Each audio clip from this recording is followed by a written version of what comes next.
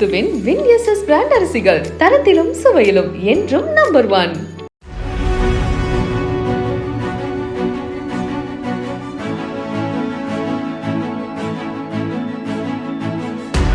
மகாவீர் ஜெயந்தியை முன்னிட்டு வரும் ஞாயிற்றுக்கிழமை சென்னையில் ஜெயின் சமூக கோவில்களுக்கு 100 மீட்டர் சுற்றளவில் உள்ள இறைச்சி கடைகளை மூடுமாறு மாநகராட்சி உத்தரவிட்டுள்ளது. மேலும் மாநகராட்சி கட்டுப்பாட்டில் இயங்கும் 4 இறைச்சி கூடங்களும் மூடப்படும் எனவும் தெரிவிக்கப்பட்டுள்ளது.